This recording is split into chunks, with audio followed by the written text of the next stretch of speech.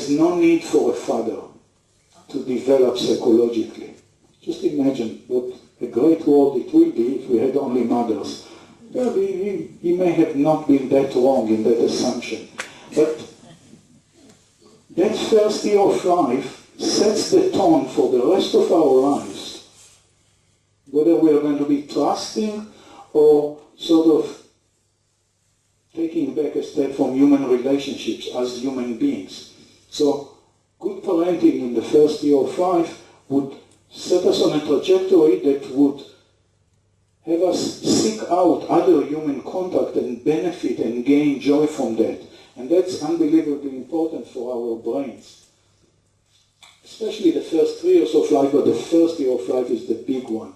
So we need to establish and maintain and crystallize these neural networks in the first few years of life.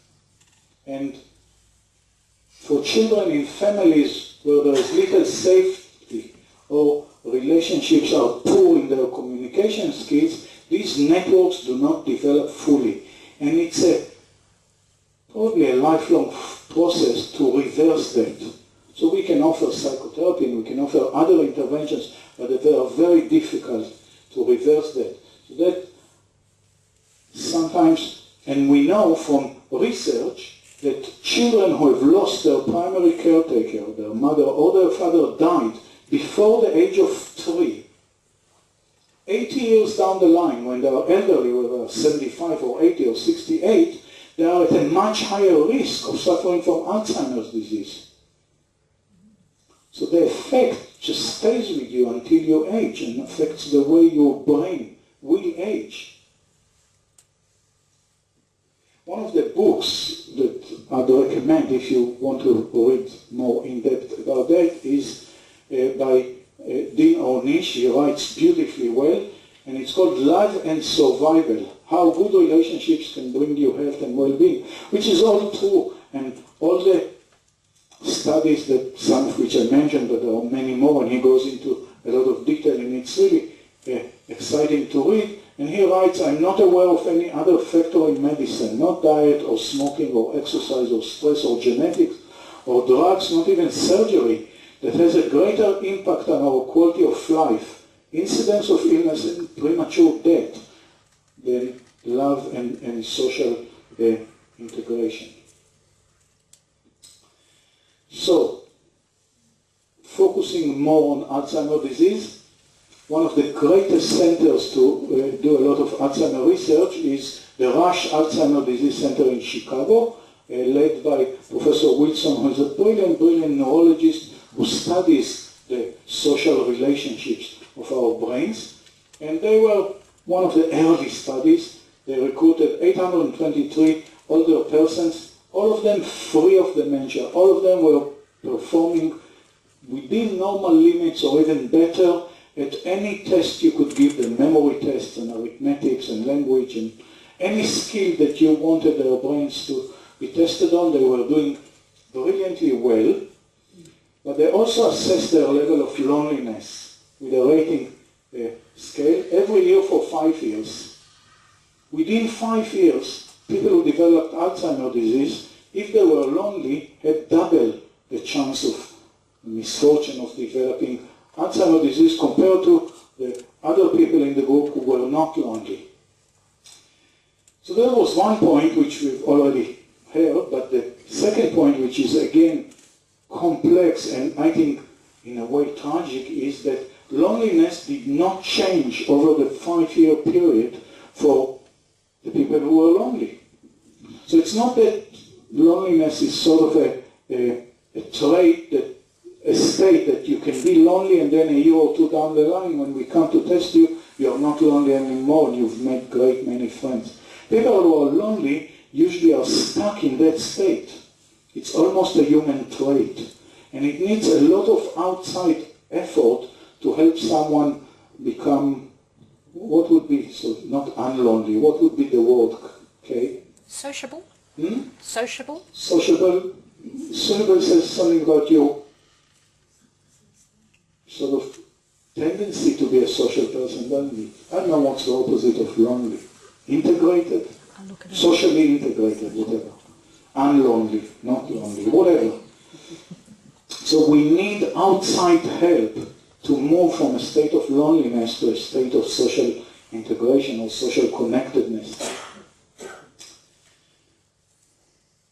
And it's amazing that people don't do that for themselves, because actually loneliness is painful in the very real physical sense. And if you remember my description of the functional MRI, where they sort of, you lie down within that sort of machine, there is a computer screen and a keyboard that you can operate, and you can play games within the machine, and we can see what's happening to your brain.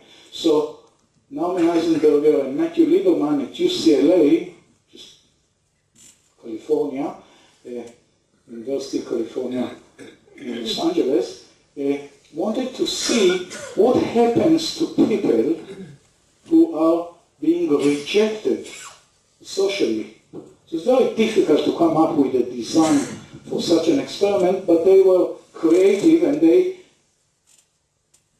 put you in a functional MRI. You're there obviously on your own. You can't get a group of people in there, but you have playmates on the computer screen, and you can manipulate whatever is going on with your keyboard or with your mouse.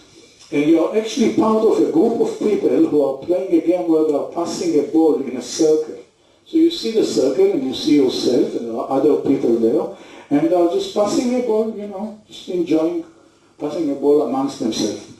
And you wouldn't know, because you volunteered to be a part of that study, that they actually trigger the computer program so that you are mostly rejected. People just don't pass the ball to you.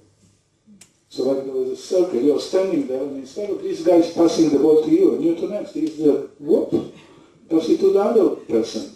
Most of the time, not all the time, so that you don't pick up the idea, but you just feel, you know, these people really don't include me. I'm being pushed out of this group who is having fun. And they give, the program is programmed to, the computer game is programmed to give you all these cues. People are laughing and are smiling at each other, and you're like, I've been pushed out of the group. People are not passing the ball to me. I'm not being integrated with them.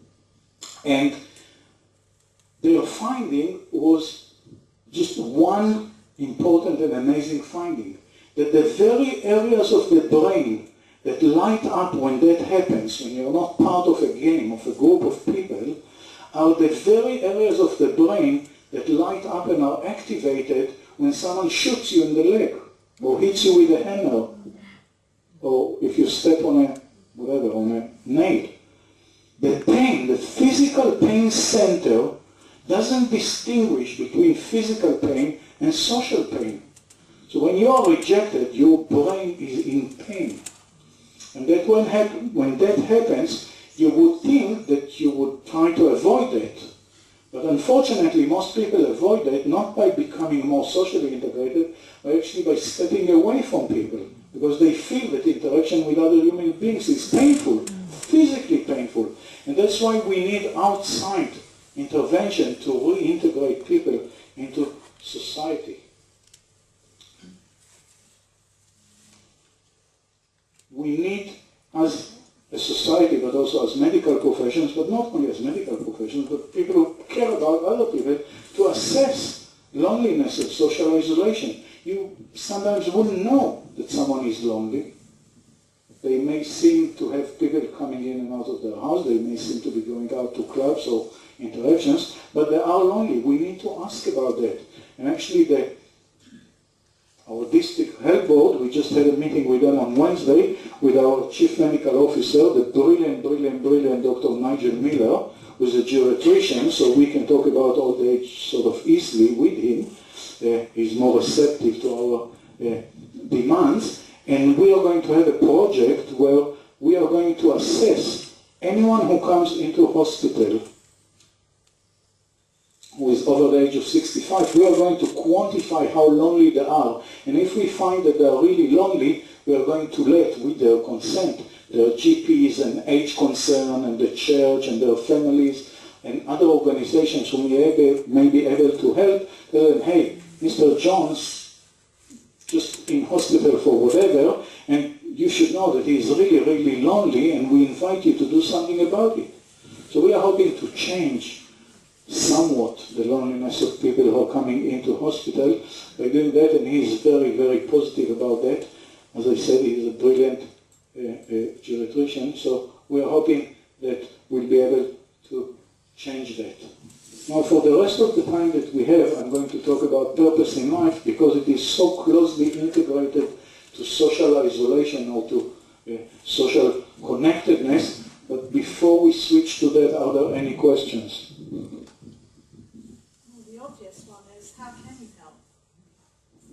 Well, if we are brave enough, we will copy the American government's project on reducing loneliness. The American government is usually sort of a laughingstock here in New Zealand, but they actually do quite a lot of good. Not the present president, he really is laughable, but President Obama, in his first term, signed a bill that's called the Compulsory Volunteerism Act. Sounds sort of an oxymoron. How can you sort of have compulsory volunteering? But you can. What they did, they started off in Baltimore, but now they've rolled out the project to 50 of the largest cities in the state, in the US. What they did is they offered anyone who retired at the age of, in the States, mandatory retirement age is 65. They're pushing it up, but it is 65 for people who are sort of government employees, etc. So anyone who retired at 65 in Baltimore was offered a choice of doing volunteer work for a minimum of 12 hours a week. Okay? So not necessarily over the weekend, so it's about 2.5 hours a day if you're not counting the weekend. So they were offered, if you do 12 hours or more of volunteer work a week, by the end of the year, when you do that for 1 year, we'll double your pension, we'll double your superannuation. Oh, right. Not bad. Thousands of people, of course, volunteered. And what they saw is actually unbelievable. They have spent much less time watching television. People who were overweight and hardly able to move had better mobility.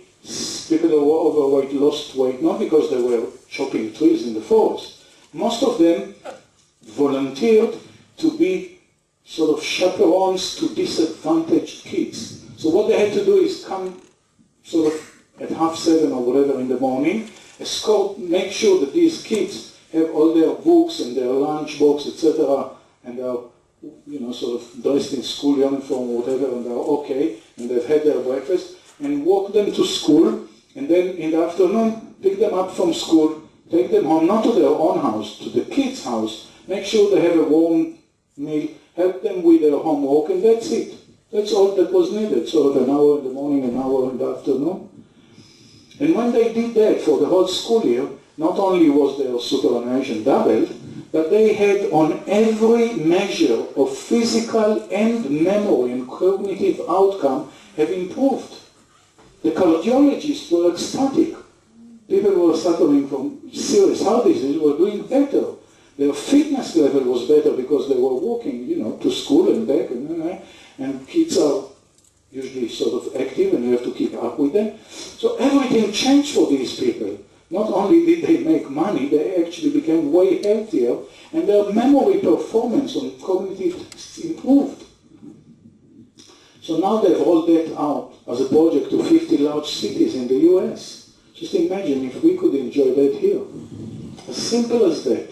Sometimes the Americans come up with really, really brilliant ideas. You don't have to knock them just because they're Americans. Purpose in life. Well, we have to define purpose in life, which again would be very difficult to agree on, but the common definition we use in research was agreed on and published in the Journal of Positive Psychology about a year ago, and purpose in life is a central, self-organizing life aim that organizes and stimulates goals, manages behaviors, and provides a sense of meaning. So if you take a second to think of it, maybe for adolescents or young people, purpose in life can be something very, very individual and in a way disconnected from others, like, you know, maybe your purpose in life or your aim as a young man is to, whatever, get a degree or have a career or make money or travel the world or whatever, sort of more bad choice of word, but individual narcissistic sort of purpose in life. But as we go through the life cycle, especially in midlife and especially as we are sort of 65 or older, it's hard to imagine a purpose in life that doesn't involve a social aspect. So again, when the people at the Rush Institute in Chicago were looking at 1,000 people and they followed them for 7 years, and they saw that the people who have scored really high on having a purpose in life were 2.4 times more likely to remain free of Alzheimer's disease. So this seems to sort of counterbalance the effects of loneliness. Because if you have a purpose in life and you go out there to achieve that, and it usually has to do with some form of social interaction, you're doing really, really well, counteracting. Because even if you volunteer, you don't really have any friends, you hate your partner, and your kids have moved away and they are not good anyway. Okay, so, and you've never been really one of those people who are friendly, you're sort of one of those people who hate human beings. It's sort of a good description of myself. But, my daughter is an exception, of course. She's a lovely human being. But that probably has a lot to do with her mother's upbringing. Anyway, so if you decide that now that you have retired, you're going to, as you don't like human beings, you're going to volunteer at the SPCA. You still have to go out there and meet people at the administration and have a schedule and talk to others and coordinate your actions. And eventually you'll find yourself integrating to a small or a large degree with a social network. And that would, again, support whatever we said, the whole thing we said about social networks, but would also be fulfilling a purpose in life. So in that sense, you'll be having sort of a double victory over the risk factor of loneliness and the protective factor of purpose in life. So we really like to look at that, and that brings me, probably we'll see if we have any more slides, but we have to talk about, I promised you I'll give you a tip how to be 2.5 years younger. So this is the future, and let's see about that.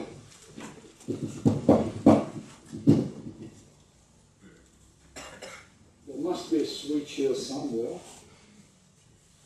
It's not plugged in. Do you want some light? Is there a switch here? For the light or for the... For the light. No, it's not plugged in. Aha, it's not plugged in. Okay, never mind. Do you want me to plug it in? I'll try and see. Would you like me to plug it in? No, we manage. Or I can turn the overhead on. So we have handouts, and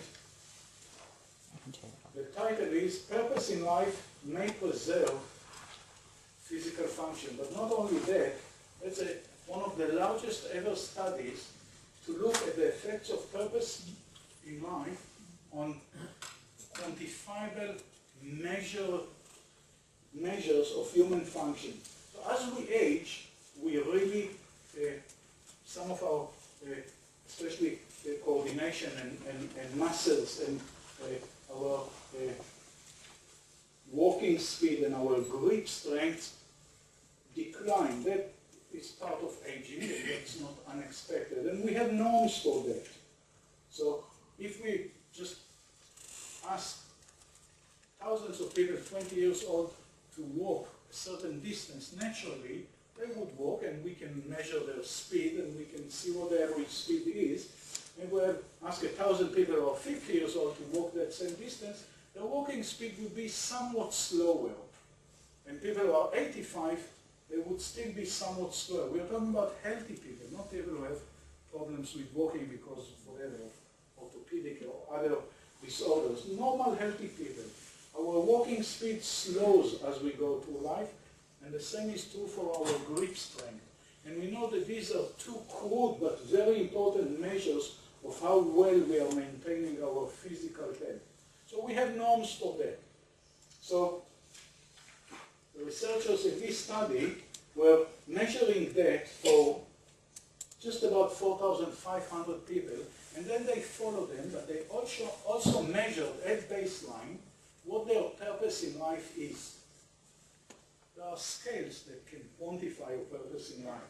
And they followed up these people for many years. And they saw that over time, the people who were really committed and passionate about their purpose in life were not aging, if you like, as fast as their peers. They actually were 2.5 years younger in their measurement of grip strength and walking speed.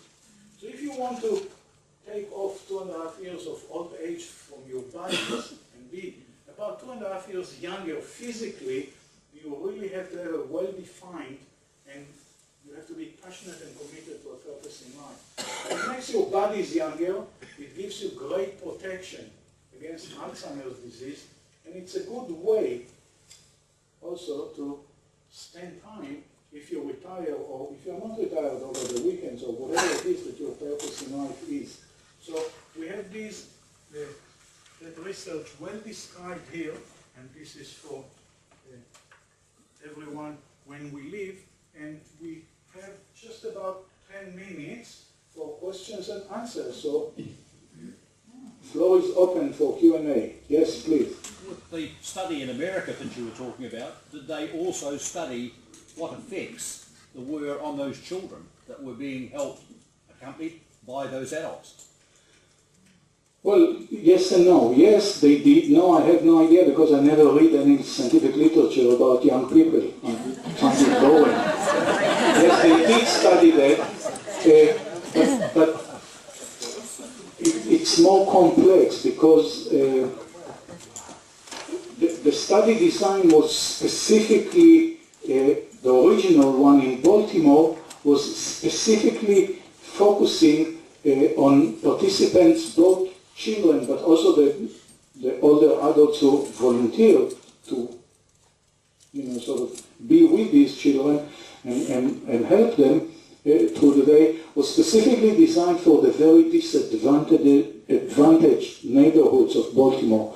Baltimore, Maryland, historically was a very, very, very poor Afro-American city where most of the people were uneducated, and they just took the train to Washington, D.C., where they worked in very simple menial jobs in the, sort of American administration, and for the congressmen and, the political and diplomatic persons who were in Washington, D.C. So this was designed specifically for that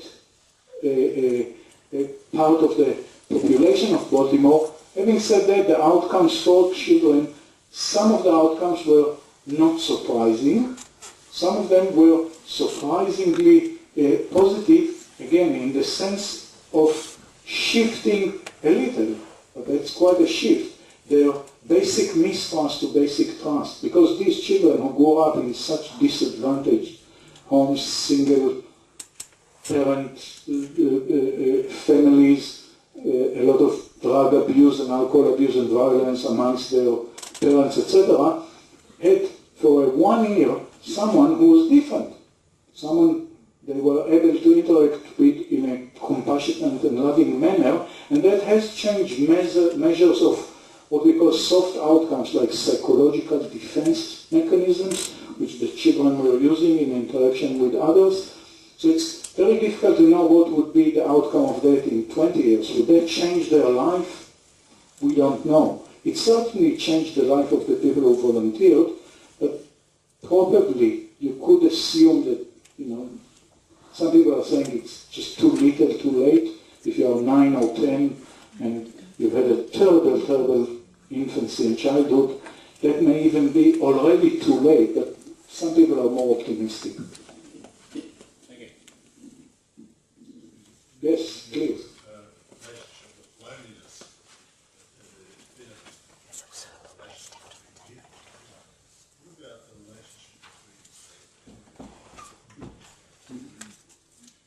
Well, thank you for that question. I always find it fascinating that people are interested in the relationship with other organisms, not with other human beings. Why would one want to substitute human relationships for a relationship with a goldfish? But anyway, goldfish are not pets, and I'm just joking. Yes, very important, because as far as we know, except for very parasitic relationship in nature, the only organisms who are actually interacting in a meaningful way with another species are us. So we have dogs and cats, but we've also domesticated so many other animals. I mean, no animal domesticates another animal to interact with. Like, you know, I mean, elephants don't have pet cats, do they? It's just us. So there is something about that interaction that is probably important. And early research in the 1980s already has shown that people who have suffered a heart attack and myocardial infarction, if they adopt a cat or a dog, their outcome 1 year later and 5 years later are way better than people who don't have a pet. So there must be something positive about that interaction. And yes, there is some evidence to show that interaction with a pet is also psychologically beneficial, like for people who are suffering from recurrent depression.